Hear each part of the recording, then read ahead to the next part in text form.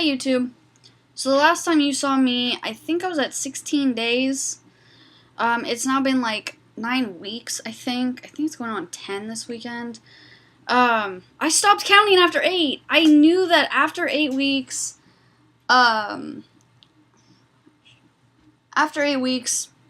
everything would be great. And, I'm gonna have to sit down. I can't stand anymore. And so, and they have been. They've been amazing. Little after the 8-week mark, I was talking to a douchebag, and he really opened my eyes to not really what I wanted in a man, but more like he just turned off the mindset I was in. And I wish I could tell you what he said, but I don't have it memorized. So, my suggestion to people who are going through a recent breakup is to probably get into therapy. Even for those people who don't believe in therapy, talk therapy is amazing. Getting things off your chest and having an unbiased opinion is awesome. It's great.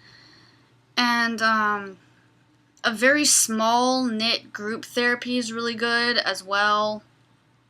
I was already in therapy. I personally love therapy.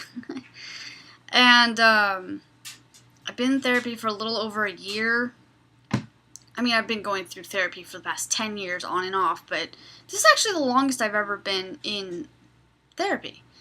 Constantly. And then I joined group therapy 3 weeks ago, and it's a very, very small group. There's only 6 of us, and then if you add the 2 people who run it, there's like 7 of us in the room.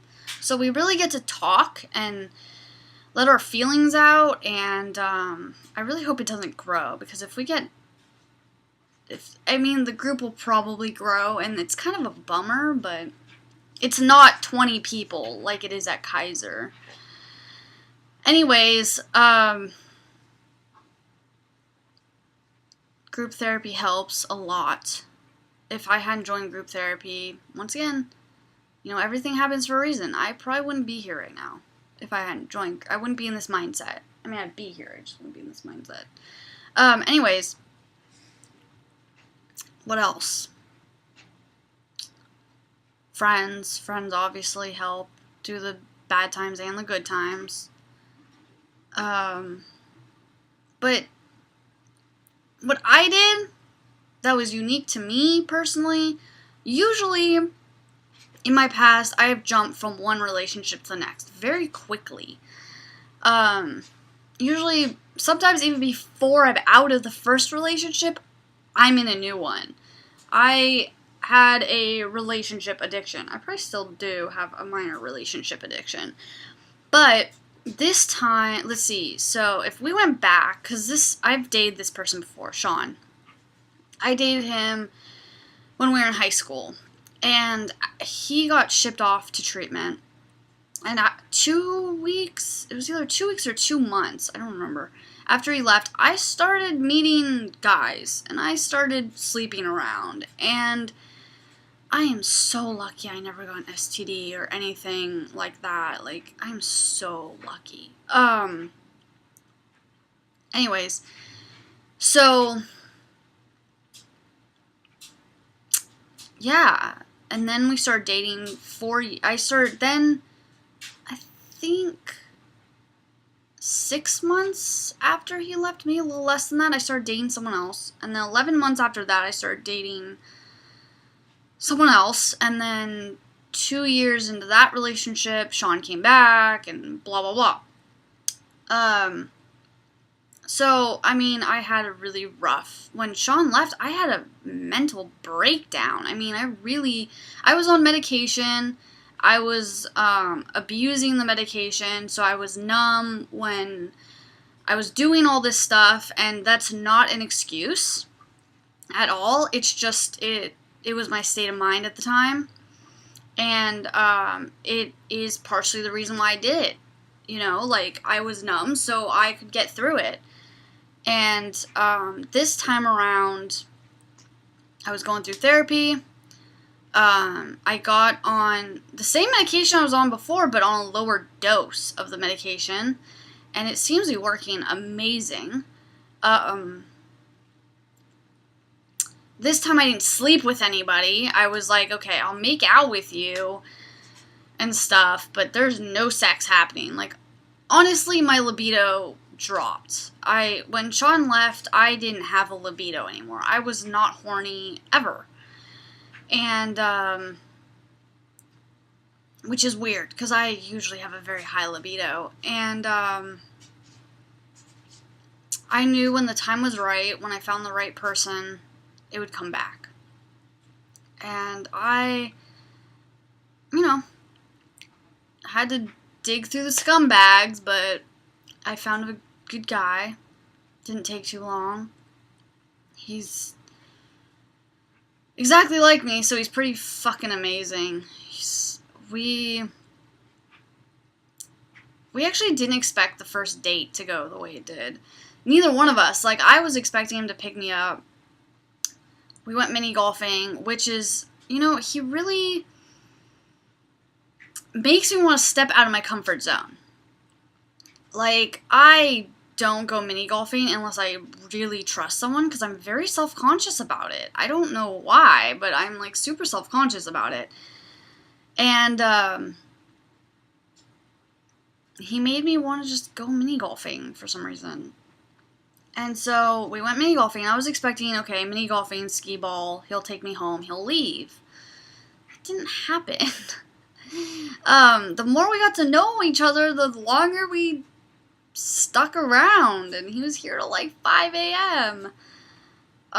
Just hanging out and talking, and it was amazing. It was so awesome. We went mini golfing, we played skee ball.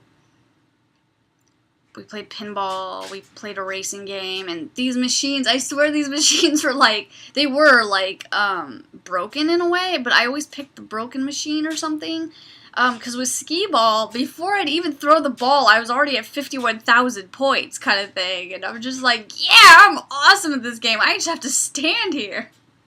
But really, I suck. Actually, I was really bad because I was so nervous, once again, I only play skee ball around people I feel comfortable around, and I was nervous around him. It was a first date, and I was trying to, I guess, impress him or something. Or I kind of talked a big game about how good I was at skee ball, and that kind of not good. So the more I tell myself I'm bad at something, the better I am at it, apparently. It's not a good way of thinking, but it's how I work, apparently. So we also played the alligator game where you smack their snouts and stuff like that, and we kept beating our record, and that was so awesome. And then,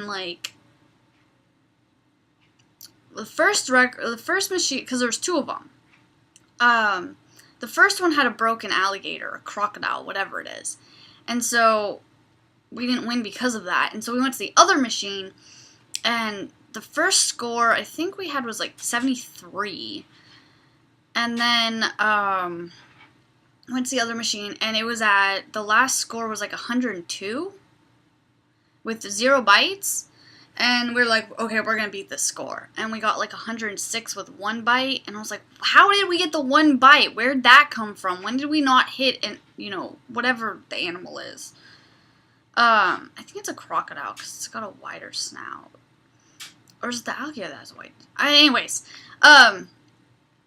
so we got 106, and then we went and played pinball, and I was like, I am horrible at pinball, but it was a Metallica machine, so I just played the game to hear Metallica, and he was like, wow, you weren't kidding, you are bad at pinball. I'm like, yeah, I really am.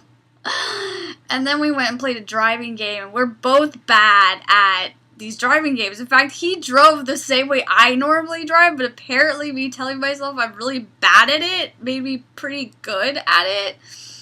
The car wasn't going fast enough. And I got in second place, and I have no idea. It must have been because he kept hitting all the cars, which put me in second place. I'm sure if he somehow hit the car in front of me, I would have been in first. course, then he would have been first because he would have been in front of me. Anyways, yeah. And then we went back to the crocodile machine, and we beat our score again. We got 109, and then we had 6 more tokens or whatever. So we played it again, and we got 110, and that's kind of how we ended the night. And then we got a bunch of candy and playing cards. That was interesting. We had like 300 and something points, or 420 points, or 450. We had 450 points. And the first thing I was like, okay, I need to find candy, because that's the easiest thing to get, because 450 points really doesn't get you anything. And I saw these playing cards, and I was like, we should totally play cards. I don't know why. I don't play cards with people. It's not something I'm obsessed with. But I was like, we should play cards. So I was like, the cards. And I was doing all the math in my head. And then that pushed down to 300 or something, right? There's 280. It's 280.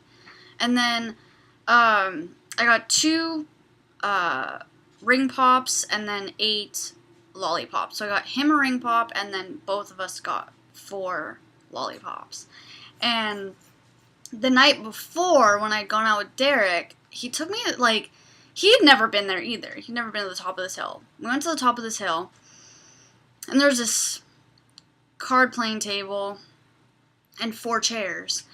And so then I took Tyler up there, and we played cards until it got too cold to play cards. I don't even know how. We were up there for like 3 hours playing the same game.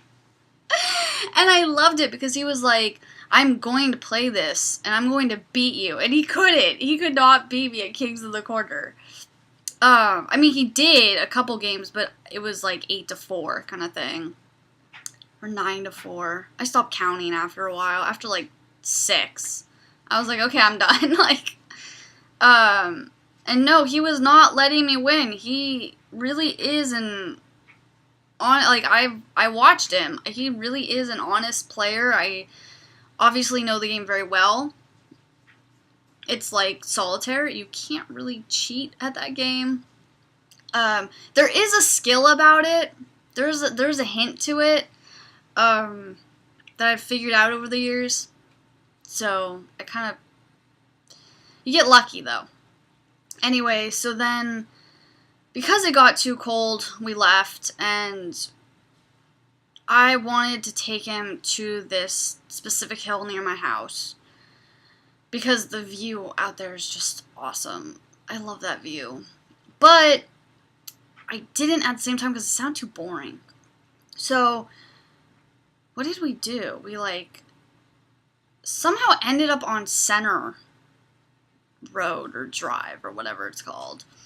And we just drove straight. He was like, where do you want to go? I'm like, just drive straight. Just go straight. And we just hit a dead end, and there was hiking trails. And it was a hiking trail I didn't obviously know about. And we hiked up. We were just walking. I had a messed up knee. My knee was so messed up. I must have pulled it while swinging a few nights before.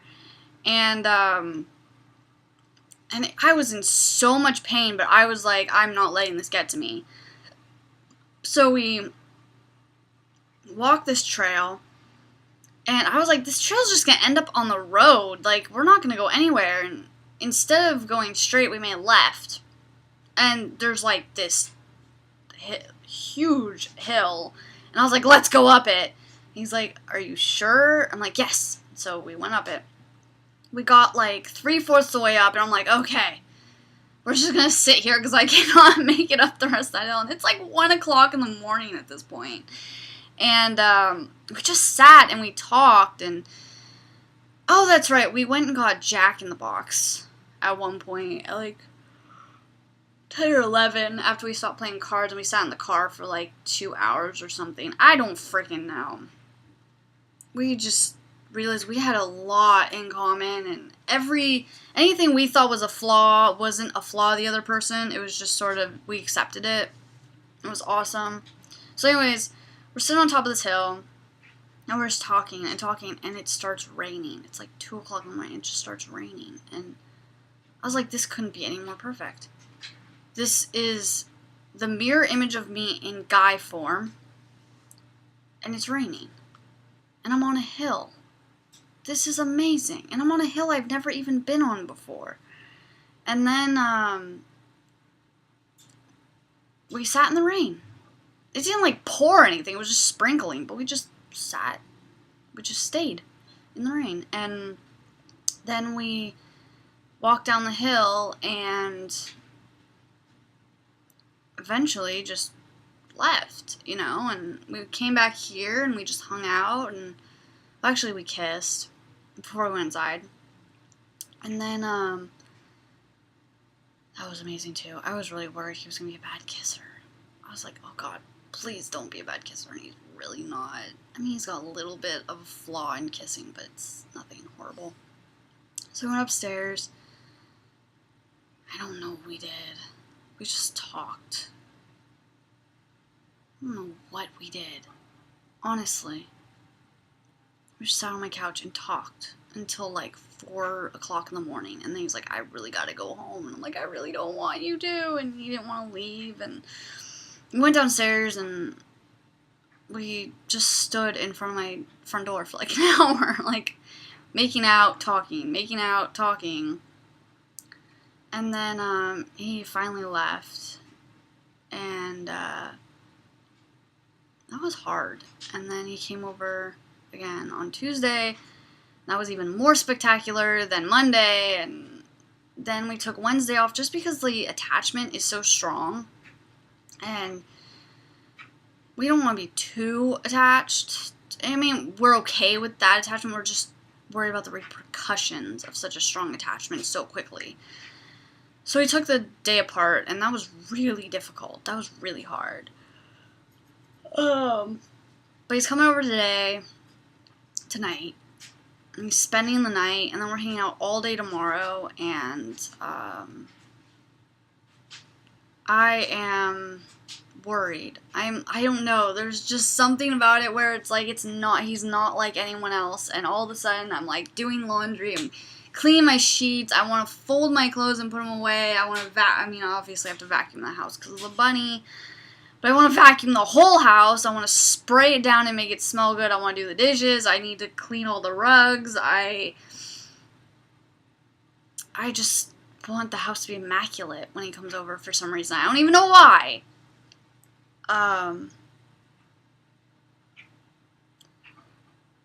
So trust me when I say don't try and jump into a relationship, don't have sex with anyone else. You're gonna eventually probably maybe need rebound sex. I say you get it a few weeks to a few months after the breakup, just so you're emotionally stable enough to handle it.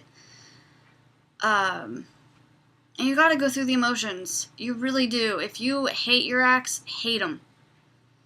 No contact is not the best way. I think a little contact is okay, as long as the person's not contacting you back, of course.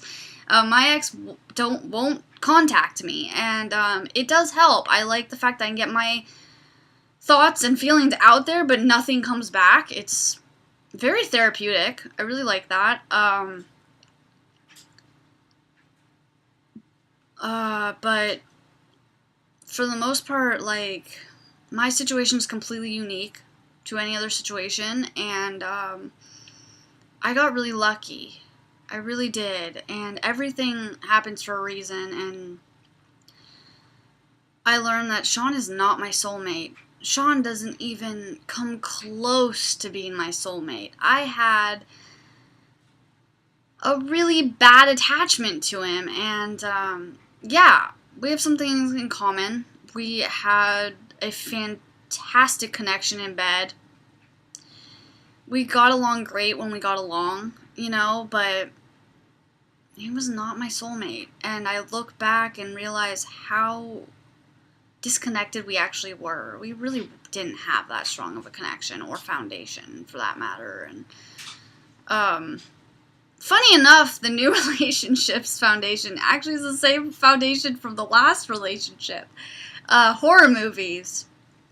Tyler loves horror movies.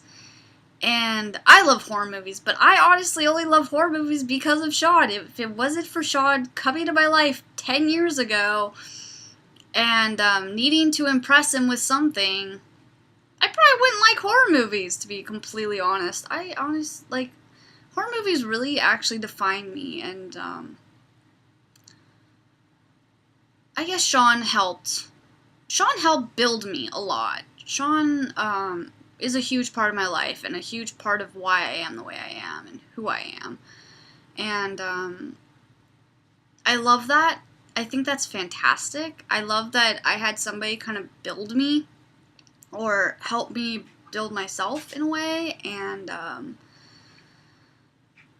I think it's awesome. So I'm really grateful to him for that. And I'm grateful to all the scumbags for coming in my life. I'm happy Joey came into my life, because if he hadn't, I would never have found Tyler. Everything happens for a reason. And the bad reason, or the bad things that happen, are probably usually the best things come out of them. You know, everything is balanced. You know, you can't have good without some bad, and you can't have bad without some good. So it's just the way life is. And I am so happy right now. And my New Year's is probably going to be the best New Year's I've ever had. And I am so excited. Oh my gosh. Anyways, I just wanted to make a very long update video about how I'm doing and how I got to where I am. So for those of you who are going through breakups, do your best to just work on yourself. I know it's cliche. I know you've probably heard it 1,000 times, but working on yourself, I mean, you can still focus on your ex, and that might drive you to work on yourself. That's what happened with me. I focused on Sean so much, and it helped me work on myself. So, yeah. Anyways, and then you'll just come out of the dark, creepy woods, and you'll be in a gorgeous field having a blast. And if you like the rain, it'll probably be raining. Anyways, I'm gonna leave you with that. Talk to you guys later.